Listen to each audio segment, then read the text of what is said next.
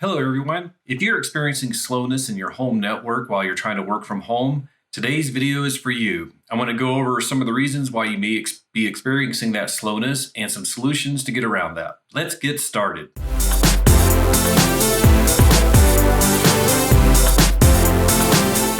If you've been working at home for a while, or maybe this is your first experience, you might have noticed that your network is pretty slow. But is it your network or something else? We're going to dive into that and learn how to improve your home network for teleworking. There are 4 reasons why you may be experiencing slowness while you're teleworking. The first reason you may be experiencing slowness is just due to general internet slowness. There's not much that we can do about that. Basically, it comes down to a lot of people working from home, kids are starting to do distance learning, and everybody's streaming Netflix and Hulu and all of that good stuff. So not much that we can do, but we can look at some other areas where there could be some improvement. If your issue is only when you're connecting to work, it could be that your work connection is not the best. A lot of workplaces weren't designed to have their entire workforce work from home. I know where I work, we had to basically quadruple our internet capacity to deal with the uptick in people working from home. So if that's an issue, that's something that you might want to bring up with your IT manager. They may be able to help you out. Or if nothing else, you may be able to shift when you're doing some of your work. So instead of working from 8 to 5, you might want to shift your hours and work from 12 to 8 or something like that. Depends on your work situation, but that might be a good solution. If you're doing any type of video conferencing with your work colleagues, try to see if you can switch to audio-only calls. That'll save a lot of bandwidth and improve your connection as well. Another reason you might be experiencing slowness is due to your internet connection to your provider. For me, we have Comcast/Xfinity for our provider. And although we have what is considered their fastest speed, we've been doing speed tests and our speed has dropped about 50 to 75% depending on the time of day. Not much that we can do about that, but if nothing else, you might want to give your provider a call and see if you can boost your speed in some way. If you want to do your own speed test, literally just go to Google and type in speed test and it'll provide a link for you to do a quick speed test on your line. The final bottleneck that we'll cover and the one that we can actually do the most about is slowness in your home network. There are a few things that you can do for that slowness in your home network. One of the first things you might want to try is changing the location of your Wi-Fi router. A Wi-Fi router works by broadcasting radio signals throughout your home.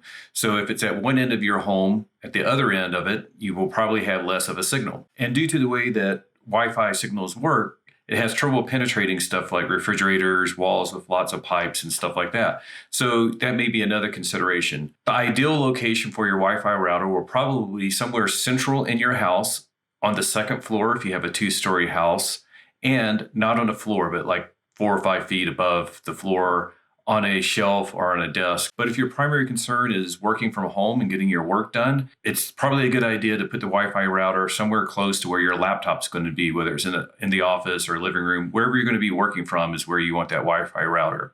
Even better than a Wi-Fi connection would be a wired connection via Ethernet. This is what I mean by Ethernet. That's Ethernet cable. So you just plug this into the back of your laptop and then connect it to your router directly. Should work automatically. That's a short cable. It's probably about 3 feet long. You can actually buy Ethernet cables up to 25 to 50 feet. I would probably stick to 25 feet or under, but that will greatly increase your speed in your local home network. Many people will take whatever router/modem that the provider gives to them, use that for their internet access and for their Wi-Fi network. Now, it's quick, it's easy to set up, but there are several issues with this. First of all, a lot of times you're charged about $15 a month for the rental of the modem/Wi-Fi gateway. In addition to the expense of it, it's also usually not the best equipment that you can buy. So the fact that they're combining the 2 devices and that it's not usually the latest and greatest technology, that can introduce some slowness into your network. So I actually recommend getting rid of that, saving the $14 or $15 a month rental fees, and putting in your own solution. So this is probably what you have set up currently. You can see at the top is the cloud/internet, and then they have a cable that goes into what's a cable modem/router combo. And then that provides access to your desktop, printers, your mobile phone when it's on Wi-Fi, and all of that is combined into one device. The new faster setup that I'm proposing that you should switch to separates that modem and router into 2 different devices. So one of the specific recommended modems that I like is made by Eris, and this is actually an older generation of the one that I recommend. I replaced this one with one of the newer technology ones that supports the faster speeds through Comcast.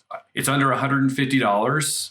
It supports Comcast's fastest speeds. It is not voice compatible, so that's one thing. If you're using Comcast for your voice, then it will not work with that. One of the things that I would recommend, and I have a link directly to where you can purchase this one, and it's the Eris Surfboard 8200. But if you have any deviation in model number or anything like that, you can look it up on Comcast website and determine if it's compatible or not. And I'll provide a link to where you can look at compatible modems for Comcast. If you have other cable providers or DSL or anything like that, you'll want to check with your provider to make sure the new device is compatible with them. One of the things I really like about the new one that I have, again, it looks identical to this, but it supports 1 gigabyte down and 1 gigabyte up cable internet speed. So it supports the latest, greatest protocols. Now for your Wi-Fi router, a lot of people will go with like a single router. And this is one that I've had for probably 10 years. Great little modem. It's actually old technology, so it's considered slow by today's standards.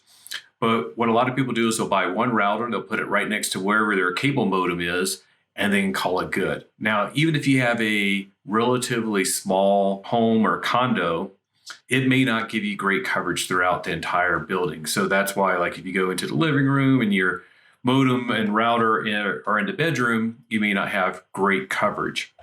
I had a lot of those issues and would have streaming interruptions and stuff like that, and it was all due to coverage issues. What I recommend, what most people recommend now, is switching over to a mesh Wi-Fi. And what mesh means is what it exactly sounds like. You put in 2 or more Wi-Fi routers, and then it provides like a mesh of coverage for your entire house. You can buy multiple routers and sort of simulate what a mesh system does by configuring it, but it's very complicated. For me now, the best way to do it is just buy a mesh system that's pre-designed to work seamlessly and flawlessly. It's a lot less complicated and has a very easy setup. You can just basically plug them in, usually run an app on your phone or on the computer, and everything is taken care of for you. The specific one that I recommend is the Google Nest Wi-Fi mesh system. And you can buy it as a sole router, a 2-pack, 3-pack, and you can buy more access points as you need. So in this diagram, you can see where it recommends one router for up to 2,200 square feet,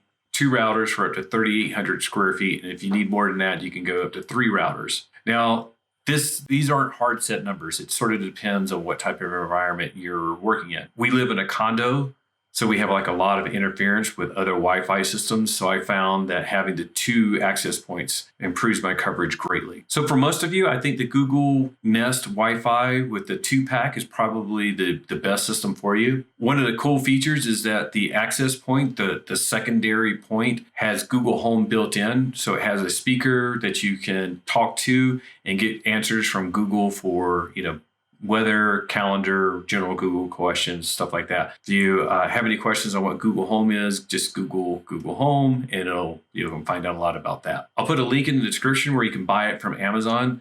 Generally, the 2-pack you can buy for under $200. You can look for sales sometimes and get it for down to about $170. And if you need to add another access point later on, you can buy that individually. So that's it. Those are some of the common reasons why you may be having some slowness in your networking and telenetwork. But if you improve your home network, I think that's one area of weakness that you could probably greatly improve your speeds. But in general, like if you're having some issues, like again, it's sort of working smartly, telling your kids to get off of Netflix while you have a video conference going on. Those type of little things will make a huge difference in your network performance, and it'll make your working from home a lot easier. That's it for this video. Look for my other videos on video conferencing and some other tech tips. If you have any suggestions for what you'd like me to cover in future videos, message below, send me an email, contact me any way you can. And please, please, please subscribe, hit the like button, and share with your friends.